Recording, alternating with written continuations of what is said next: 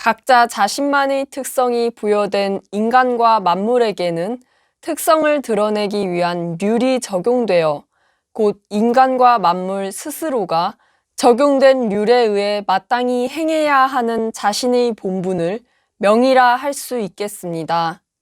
인간과 만물의 특성이 서로 다르므로 부여되는 본분 역시 다를 수밖에 없는 것이라 할 수 있겠는데, 인간과 만물은 모두 물질의 음양으로 드러난다는 공통된 특성을 갖지만 만물이 정해진 이치의 음양에 종속되는 것과 달리 인간은 대상의 정해진 음양에 기반하여 새로운 음양의 이치를 적용할 수 있는 자유를 발휘할 수 있으며, 이를테면 인간은 빛이 드문 음지에서도 창작을 통해 인위적 빛을 발생시킴으로써 양지로 만들 수 있는가 하면, 물과 기름과 같이 상호가 융합되기 어려운 상충의 대상도 중화적 매개체를 찾아 융합시킬 수 있다고 할 수 있겠습니다. 인간은 곧 서로가 상극인 대상마저 다양한 방식으로 응할 수 있게 하는 창조적 상생의 률을 찾을 수 있기에 만물을 조화롭게 조율하는 자율책임의 본분이 부여되는 것이라 할 수 있는 한편, 자신의 특성에 부합되지 않는 대상은 배제하는 상극화된 상생의 률에 따르는 만물은 자연법칙에 의한 각자의 위치에서 본능으로 생존하는 한정된 본분이 주어진다고 할 수 있습니다. 인간과 만물 각자의 명에 따른 률은 최종적으로 하느님의 순리적 이치에 기반한다고 할 수 있는데, 하느님께서는 응함에 어떠한 걸림이나 거침이 없고 뜻하는 대로 틀리지 않는 무의이와의 절대적 순리의 존재이신 것이라 할 수 있지만, 그러나 만물은 자기 이기심과 상대적 이기심으로 률을 행하기 때문에 그릇되고 오류가 생기는 것이며 응함에 한계가 있는 것이라 할 수 있겠습니다.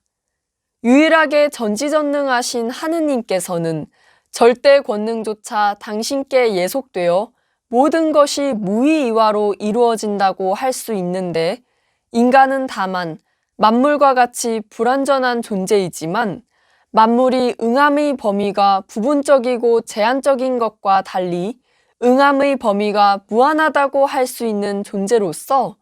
자기 이기심의 률을 넘어서 응함의 최적의 조건을 이루는 창조적 상생의 률을 행할 수 있는 인간은 점차 스스로가 행한다는 의식조차 없이 만물이 조화롭게 공존할 수 있게 하는 률을 행하게 되어 마침내는 하느님 절대 권능 안에서 무의이와의 절대적 순리와 하나가 될 수 있는 것이라 하겠습니다.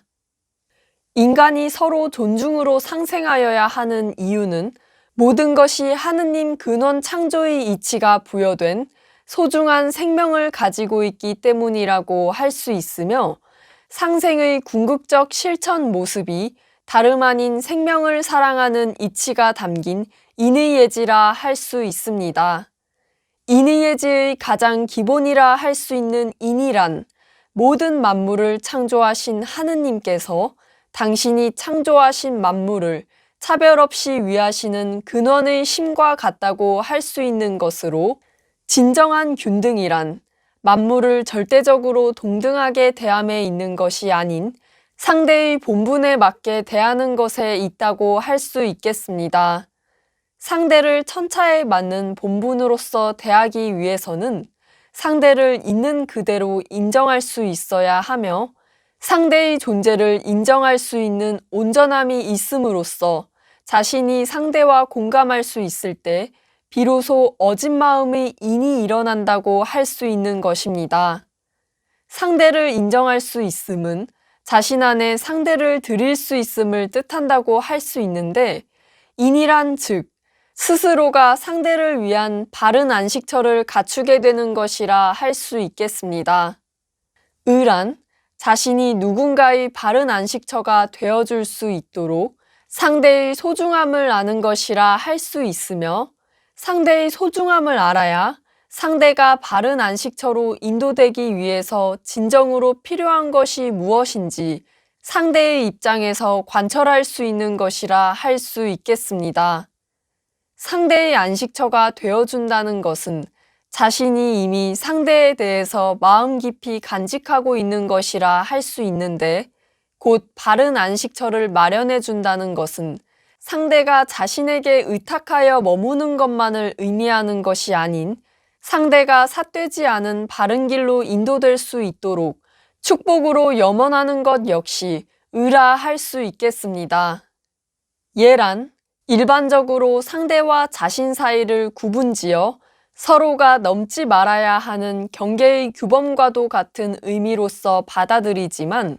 엄격한 규율을 정하여 행하는 것은 상대와 자신 간의 형식적이고 가식적인 관계를 형성할 뿐, 상대를 진정으로 공경하는 마음이 생긴다면 상대가 자신의 안식처에 들어왔을 때 편히 쉴 수 있는 것이며, 자신의 안식처로 인해 누군가가 위안을 느낄 수 있음으로써 그것이 상대를 바른 정도로서 받드는 예라고 할 수 있는 것입니다.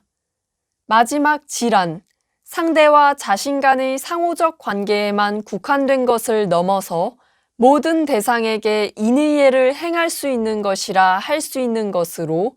양자 간에서만 이루어지는 인의예란 그것이 선별적 대상에게 행해지는 인의예라 할 수 있기에, 스스로가 모든 일을 바른 안식처로 인도하는 대승법을 행할 수 있을 때 비로소 인의예지의 진정한 실천적 행을 증명할 수 있다고 말할 수 있겠습니다.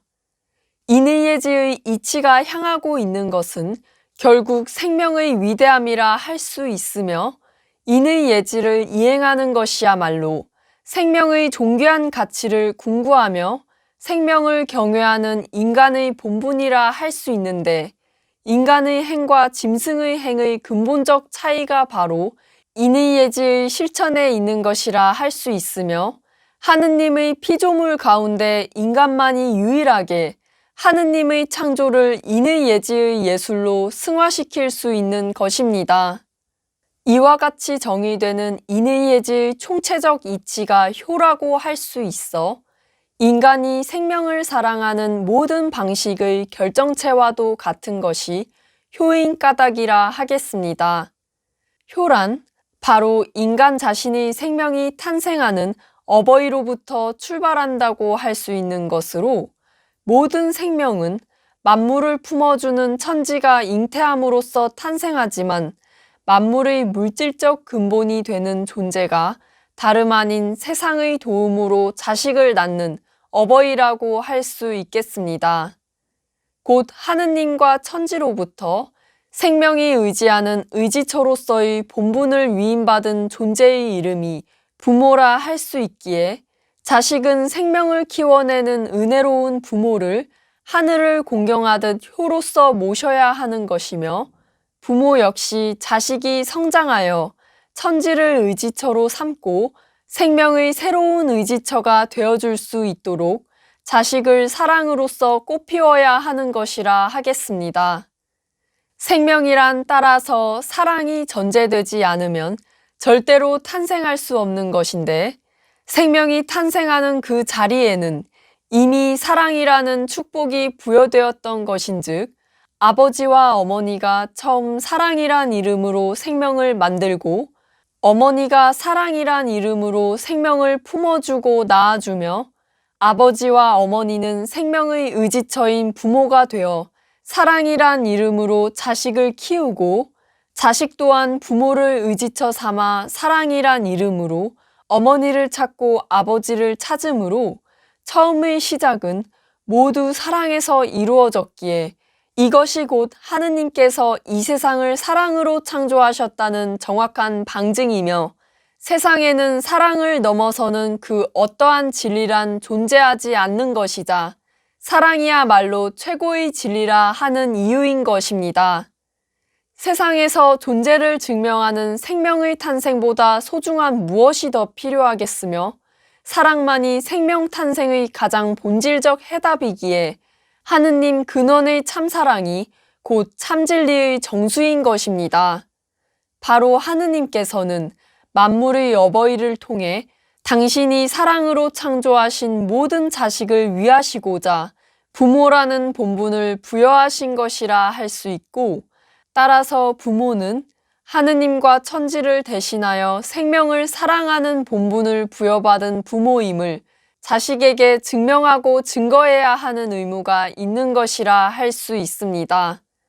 마찬가지로 자식 역시 사랑을 주는 어버이를 시작으로 효를 마음에서 행함으로써 생명의 새로운 의지처가 되어줄 수 있음을 증명해야 하고 증거해야 하는 의무가 있는 것이며,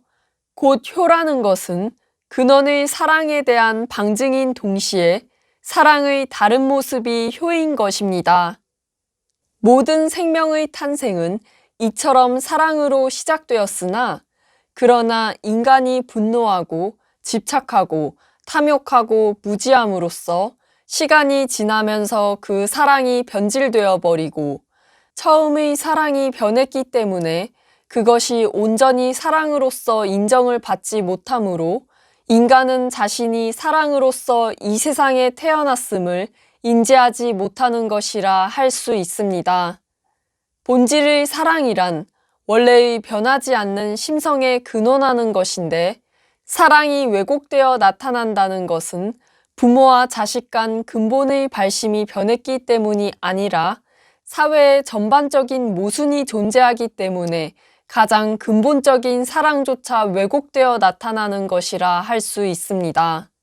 바로 사회를 지배하는 집단이 자신들의 착취를 합리화할 수 있는 체제를 고안하여 사회 구성원을 세뇌하고 인간 모든 산물의 대부분을 독점하여 그들이 차지하고 남은 나머지를 다수가 경쟁하여 분배하는 불균등한 사회 구조를 형성하므로 지배층이 형성해 놓은 부조리하고 불합리한 사회적 체제에 세습화되고 노예화되어 미래상이 불안정한 까닭에 불안과 공포를 느끼는 부모는 자식이 세상의 무한 경쟁 속에서 적응하여 살아남을 수 있도록 개인 이기주의적 입신양명할 수 있는 방향을 모색한 방식으로 자식을 양육하게 되고, 부모가 자신 스스로 영달하지 못한 것을 자식에게 투영하여 이루고자, 혹은 부모가 영달한 것을 자식의 대를 이어서 유지하고자 하는 개인적 이기심의 이유도 있겠지만, 궁극적으로는 이러한 사회 전반의 모순점이 부모가 그릇된 사랑의 방식으로 자식을 억압할 수밖에 없도록 만드는 것이라 할 수 있습니다. 사회적 구조 전체가 모순된 까닭에 효와 애를 비롯한 인간의 인성에 관하여 그릇된 통념과 관습이 자리하게 되므로, 특히나 한국 사회 전반에는 인간의 왜곡된 인성론이 유교 사상에 투영되어 깊이 고착되어 있다는 대표적 예를 들 수 있겠습니다. 유교란 인간이라면 마땅히 지녀야 하는 품성과 행실에 대하여 인간이 교육하고 학습할 수 있도록 체계화시킨 학문이라 할 수 있는데, 그러나 인간이 유교를 진실로 올바르게 이해하였다면 사회에서 유교적 사상을 가르침에도 불구하고 인간의 인성이 점차 폐악해지지 않았을 것이며, 유교 사상을 연구하여 유교에 대한 지식이 해박하다고 하는 사람들이 모두 인성과 지덕을 겸비함을 스스로 증명할 수 있었을 것입니다. 여러분들 중 더욱이 현재 사회적으로 정립된 유교의 관념에 동감하시는 분들께서는 제가 지금 말하고 있는 이야기가 유교를 왜곡되게 비판한다고 착각하실 수 있겠지만, 엄밀히는 여러분들께서 유교를 근본적으로 이기적인 마음에서 왜곡하여 바라보기 때문에 유교에서 가르치는 인간의 성품을 스스로가 절대적 실천으로 완성하지 못하고 겨우 그것을 모방하는 가식적 행위로서만 머무르게 되는 것이라 할 수 있겠습니다. 바로 사람들이 유교의 학문을 정형화시키고 고착화시킴으로써 인간의 근원적 심성을 지성적 문제로 왜곡시키고, 인의 예지와 효제 충신과 같은 인간의 근본 가치를 사회적 지배층 혹은 지식인만의 전유물인 듯 군자가 갖추는 인위적 덕목으로서 가르칩니다. 따라서 사회의 불합리한 지배적 구조에 따라 인간을 서열화하고 엄격한 위계 질서에 따른 상명하복의 수직적 관계를 모든 인간관계에 대입하여 규정함으로써 이를테면 부모는 자식에게 권위를 내세우며 자식은 부모에게 절대적으로 복종하여야 하고 부부는 각자의 개별적 경계를 명확하게 구분하여 개인주의를 지향하며 아랫사람은 윗사람의 명령에 절대적으로 따라야 하므로 강자의 권리와 약자의 의무만이 있는 인간의 사회란 곧 약육강식의 법칙으로 지배되는 동물의 사회와 큰 차이가 없는 것이라 할 수 있습니다. 무엇보다 아랫사람이 결국 윗사람의 본보기를 그대로 대물림하여 악습과 패단이 끊이질 않게 되는 것이 왜곡된 유교 사상의 가장 큰 문제점이라 할 수 있겠습니다. 순리라는 것은 정형화된 것이 아닌 그것이 상황에 응하고 상대에게 응하여 행해지기 때문에 순리가 되는 것이라 할 수 있는 것인데 인간은 상대가 어떠한 의중에 있는지는 안중에 없고 일방의 입장을 강요하는 이기적 행위의 양식으로 유교의 가치를 정형화하고 고정관념화하기 때문에 어떠한 변칙이 생기면 그것에 능동적으로 대처를 하지 못하게 되어 반목을 일으키게 되는 것이라 할 수 있는 것으로 서로 반목하는 여러분 스스로가 유교에서 말하는 인간 인성의 가치를 얼마나 그릇되게 받아들이고 있는지 인지하지 못하고 있는 것이라 할 수 있겠습니다. 인간이 유교를 억압적 사상으로서 왜곡하여 인간 행위를 강제하는 형식적 규범을 주입시키고 그것만이 유교에서 정의 내리는 진실한 효화애인 것으로 이해하지만 효화애란 사랑, 믿음, 신뢰, 감사의 근본적 발심에서 이루어지지 않고는 그것이 절대 가능할 수 없는 것이며 자신의 본심에서 저절로 행해질 때 자식은 부모에게 정성을 다해 효도하고 부모는 자식을 무한하게 사랑하며 부부는 서로 존중하고 신뢰하며 윗사람은 아랫사람을 배려하고 아랫사람은 윗사람을 공경하게 되는 것이라 하겠습니다. 효화에는 부모와 자식 사이의 관계뿐만 아니라 가족이라는 이름의 사랑으로 이어진 형제에게도 마찬가지로 행해져야 한다고 할 수 있습니다. 부모나 자식, 형제는 자신이 일생을 살아가는 동안 다른 누군가로 대체하거나 바뀔 수 없는 공동체라 할 수 있는데 자식이 태어나면 부모가 보살핌을 주고 성장한 자식은 부모를 모시며 형제 간에는 부모의 의지처 안에서 동고동락하므로 세상에서 서로 의지하며 돕고 살 수 있는 구성원으로 이루어진 가족이라는 개념에는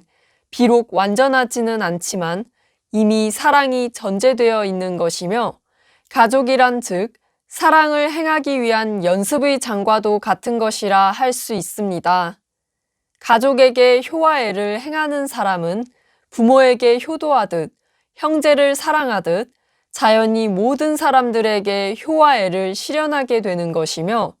부모와 자식 간에도 친애하여야 하고 신의가 있어야 하고 분별이 있어야 하고 질서가 있어야 하며 믿음이 있어야 하므로 사람 사이에 지켜져야 하는 도리의 삼강오륜이 모두 효에 바탕한다고 할 수 있는 것으로서 즉 자식이 부모에게 하는 것만이 효의 정의를 갖는 것이 아닌 형제, 친구, 스승, 이웃, 동료, 상사와 같이 세상 사람 모두에게 행하는 것이 효인 것이고 부모와 자식 간의 특수한 관계에서만 효화애가 성립한다면 그것은 진정한 효화애가 아닌 개인과 집단의 이기심일 뿐이라 하겠습니다. 다름 아닌 생명의 존귀함에서 저절로 일어나는 효화애의 행위야말로 경천애인이자 하느님의 태초 아무 조건 없고 아무 이유 없는 참사랑을 증명하는 인간의 참모습이라 할 수 있고 그러므로 효를 인의예지의 목적된 가치가 드러나게 해주는 만물행의 으뜸이라 할 수 있는 것입니다.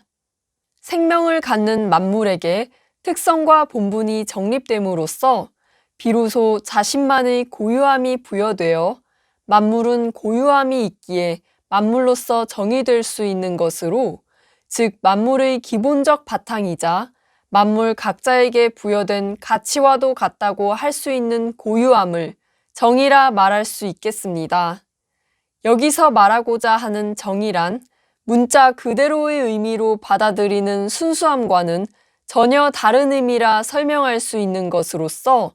고유함이란 만물이 각자의 특성과 본분을 있는 그대로 받아들여 오직 만물 자신을 정의하는 청정함이라 할 수 있는데, 정할정의 청정하다는 것은 곧 자신의 특성과 본분에 기반하는 것 이외에는 수용하지 않는다는 의미와 같은 것이며, 한마디로 자신이라 하는 것에만 치우친 편향과 편중의 의미와도 같다고 할 수 있는 것입니다. 그러나 만물이란 자신의 것만을 고집하지만 모순적이게도 다른 대상에 의지하여 살아가는 존재이기에 조화를 이루어야 하는 필연적 숙명을 타고났다고 할 수 있고, 만물의 다양한 조합으로 세상에는 무한한 창출이 일어나게 됩니다. 물질이라는 것은 다른 대상과 혼합되면서 자신 고유의 청정함이 혼탁해지게 되는데, 고유의 본질이 변한다는 것은 그것이 진정한 본질이 아닌 것이라 할 수 있으며, 다만 만물이 물질의 생명을 영위한다는 것은 생명의 원동력을 유지하는 참된 본질이 존재한다는 증거라 할 수 있습니다. 만물은 즉 성명정이 부여되기에 존재할 수 있는 것이 아닌 만물을 존재케 하는 참나가 있기에 존재할 수 있는 것이라 할 수 있고, 따라서 스스로가 원래부터 자신의 성명정을 가지기 때문에 이 세상이 창조되는 것이 아니라 하느님께서 모든 것을 창조하시어 세상이 존재하기에 만물은 자신의 성명정을 부여받을 수 있다는 이치를 알 수 있겠습니다.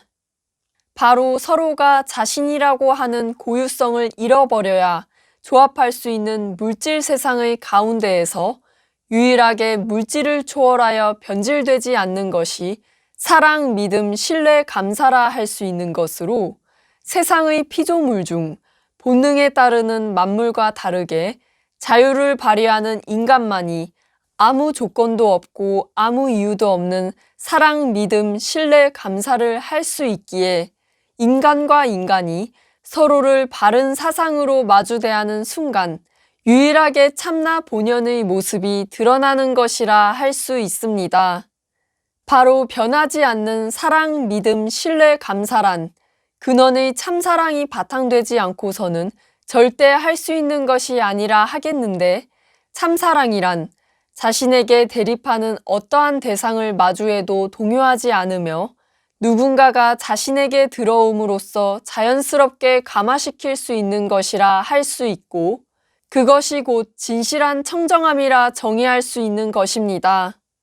결론적으로 만물의 고유함은 편향적 물질 자신의 근본을 두지만, 인간의 고유함은 어느 것에도 치우치지 않은 온전한 참나의 근본을 둔다고 할 수 있고, 그러나 참나가 이미 완전한 것임에도 인간을 윤회하게 하는 이유는 참나 또한 하느님으로부터 부여받은 참 진리를 스스로 증명해야 하기 때문이라 할 수 있는 것으로서,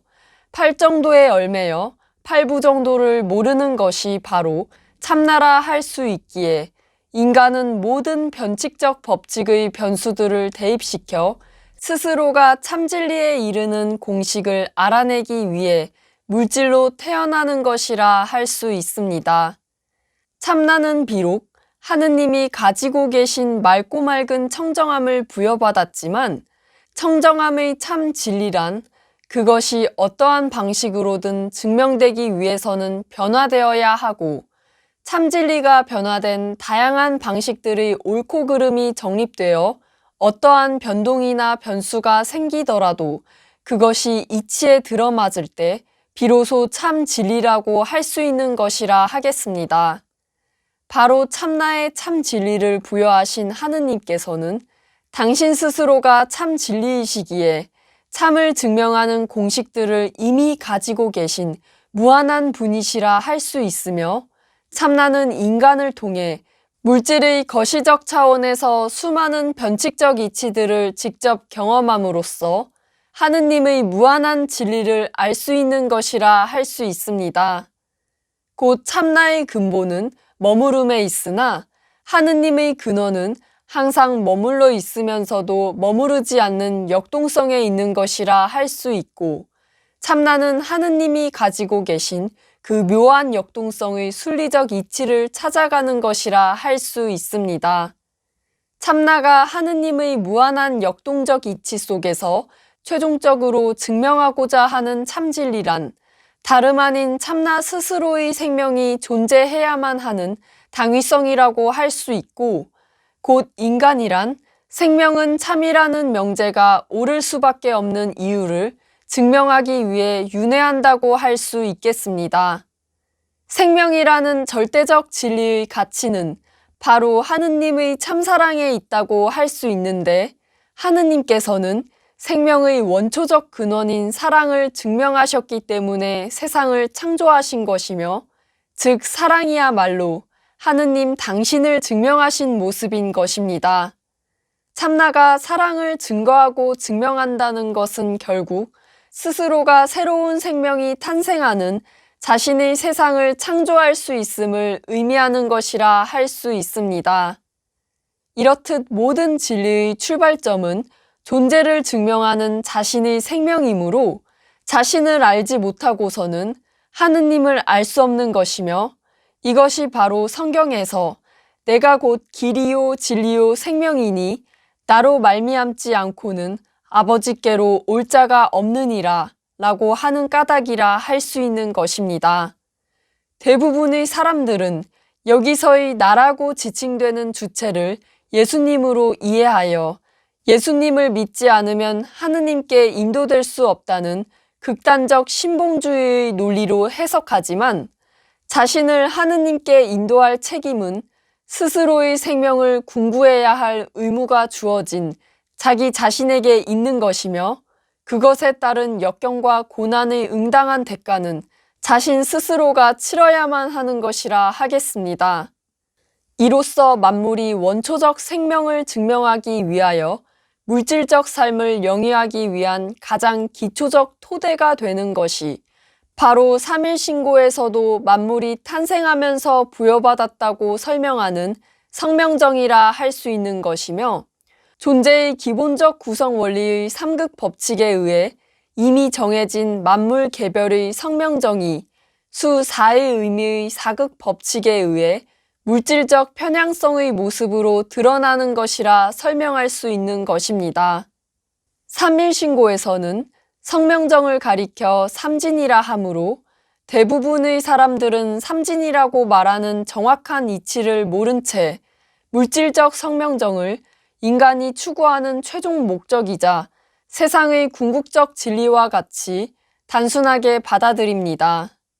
이러한 까닭에 성명정이 인간과 만물에게 부여되는 것이라고 삼일신고에서 명확하게 설명하고 있음에도 불구하고 성명정을 하느님께 있는 것이라고 왜곡하기도 하여 성을 조물주의 참마음이자 심체 본원, 명을 지구의 영원한 생명성, 정을 삼신의 생명력이자 정기로 해석하는 대표적 경우가 있습니다.